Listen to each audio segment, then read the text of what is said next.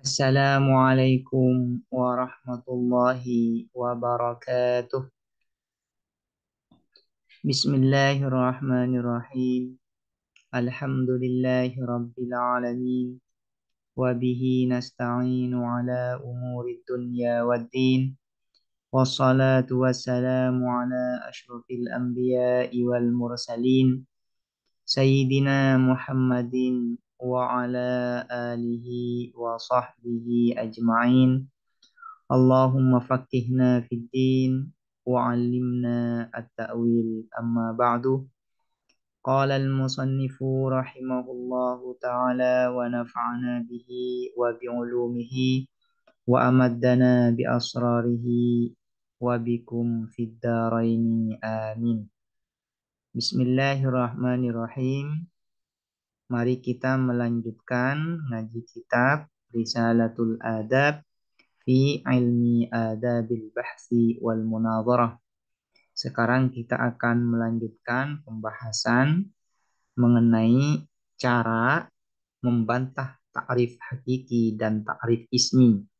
Namun dari segi syurutu husni ta'rif, yaitu syarat-syarat kesempurnaan ta'rif hakiki dan ta'rif ismi. Al-i'tiradu, sanggahan, bitakhallufi syartin, dengan tertinggalnya satu syarat, min syuruti husni ta'rif, dari sebagian syarat-syarat bagusnya ta'rif. Maksudnya di sini ta'rif hakiki dan ta'rif ismi.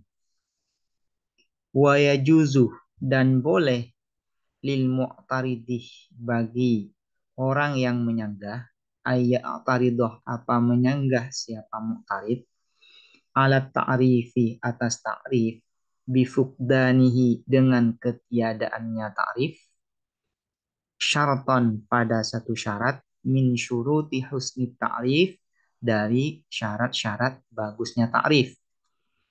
Wajima'u hadhil i'tiradati arba'atun aidan.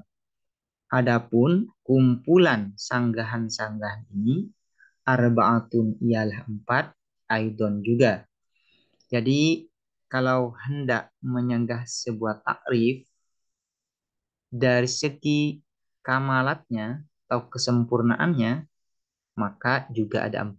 Pintu masuknya juga ada 4. Pintu masuknya ada 4, sebagaimana pintu masuk untuk menyanggah takrif hakiki dan takrif ismi juga ada 4 juga, sebagaimana dijelaskan di pertemuan sebelumnya.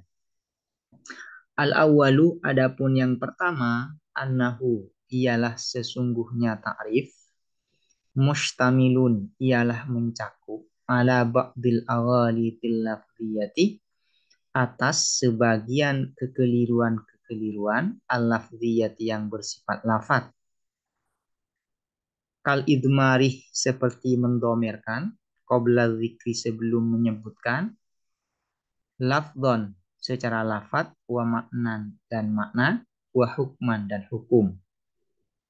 Wa hasilu hadzal i'tiradi, dan hasil atau kesimpulan sanggahan ini, al munaqasyatu, ialah berdebat atau berdiskusi, fil ibarati, di dalam ibarat, perkataan, ungkapan, kata atau kalimat.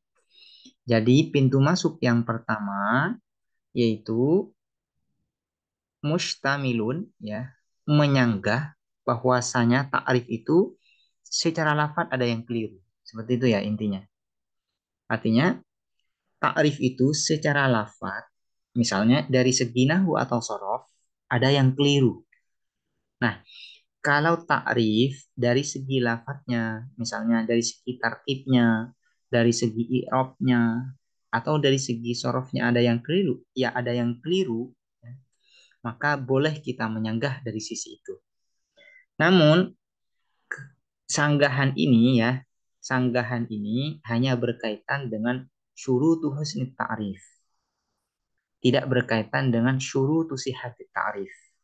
Itu hanya bersifat penyempurna saja, ya, penyempurna saja.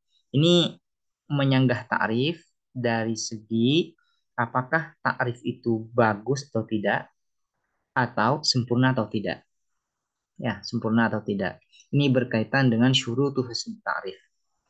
Kalau ta'rif itu secara lafadz bermasalah dari segi nahwu atau sorfnya, maka boleh kita menyanggah dari sisi itu. Astani, adapun yang kedua, annahu ialah sesungguhnya apa ta'rif, ishtamalah ialah mencakup apa ta'rif, ala lafzin atas lafad, musta'malin yang digunakan, fi ghairi maknahu, di dalam selain maknanya lafad. Al maudu'i yang diletakkan apa maknahu, lahu terhadap lafad, min ghairi korinatin, tanpa ada korinah, tubayyinu yang menjelaskan apa korinah al makna al maksudah terhadap makna yang diinginkan. Ini maksudnya majas ya.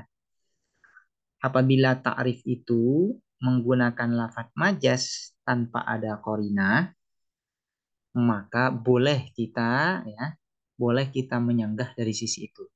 Bahwasanya ta'rif ini tidak bagus, tidak sempurna, karena ta'rif ini terdiri dari lafaz, ada sebagian lafaznya yang majas ya, yang bersifat metaforis dan tidak disertai dengan korina. Boleh kita menyanggah dari situ, dari sisi itu.